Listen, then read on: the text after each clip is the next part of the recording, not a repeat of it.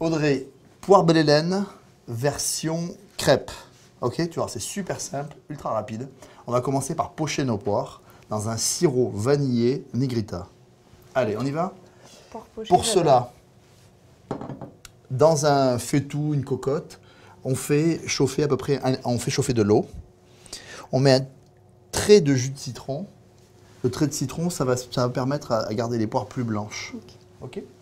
On va mettre du sucre cassonade, plutôt au début de l'ébullition, parce que si tu veux, on veut que le sucre soit fondu et que les épices qu'on va mettre soient bien infusées. On va mettre une petite badiane, un peu de poivre. Alors moi j'ai du poivre queue, mais on peut mettre quelques grains de poivre. Une pincée de cannelle en poudre. On peut aussi mettre de cannelle bâton, hein, sans problème. On va prendre une gousse de vanille. Et on va bien la gratter à l'intérieur pour faire sortir au maximum les grains. On met tout ça dedans. Et on va mettre forcément un joli trait de rhum Negrita pour apporter de la couleur et pour aussi apporter du goût, ce côté un petit peu caramel, cette touche gourmande à la recette. Bien porter à ébullition, ne pas mettre de couvercle, parce qu'il faut que ça s'évapore, il faut que le rhum s'évapore un petit peu, avoir juste le parfum côté ambré, vanillé du rhum. On baisse un petit peu le feu là, et pendant ce temps-là, on va éplucher nos poires. La poire, on va simplement enlever le pédoncule ici, bien proprement, et on va éplucher la poire dans le sens du fruit. Parce que c'est beaucoup plus élégant. D'accord. Voilà. Savoir, tu vois, quelque chose vraiment dans le sens du fruit. La plupart du goût des fruits est concentré dans leur peau. Donc moi, je mets la peau dans le bouillon pour avoir des poires. C'est bien, on jette rien. Ah ouais, non, mais vraiment, on utilise tout. Hein. On peut éventuellement aussi enlever, tu vois, gratter un petit peu la queue comme ça, pour avoir un truc très élégant. Voilà. Et avec un petit couteau, on peut ici couper pour avoir quelque chose de bien propre. Et directement dans le bouillon. Voilà. On va laisser frémir, on va laisser pocher nos poires pendant 15 à 20 minutes dans le sirop.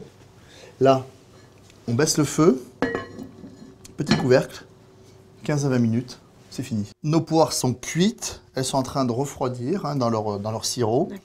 On va réaliser une sauce chocolat très rapidement. On va mettre moitié crème fraîche et moitié de lait. Si tu es au régime, tu as tout à fait le droit de mettre que du lait. Et on va mettre un vrai chocolat, noir à 70%. On met tout ça à froid et on porte à ébullition. C'est nickel, hein, t'as ébullition, regarde. Moi je crois qu'il est faut pas que ça chauffe trop, hein. On a quelque chose de bien brillant. Tu vas le verser dans un petit pot là, qui va rester bien chaud. Les poires sont cuites et refroidies. Il faut bien les égoutter, première chose. On va couper la base de la poire pour qu'elle tienne bien droite. Après, on va la couper à peu près aux 2/3. Et avec une cuillère à boule parisienne, mais on peut faire ça avec une cuillère à café si on n'a pas ça. On va creuser. On va creuser. Et on enlève le cœur. On enlève voilà, bien le cœur, les pépins surtout, tu sais.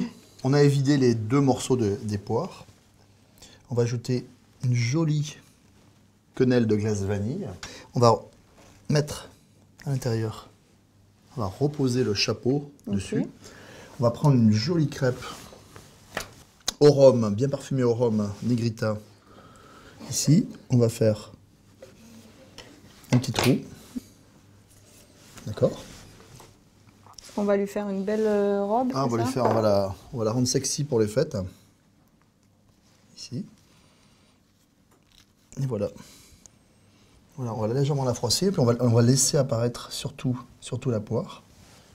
Et puis on va mettre un joli filet de chocolat.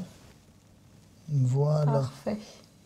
Voilà la poire belle Hélène, revisitée, façon crêpe Negrita. Quelque chose de bien parfumé, on a quelque chose de vraiment super gourmand. Il me tarde de goûter.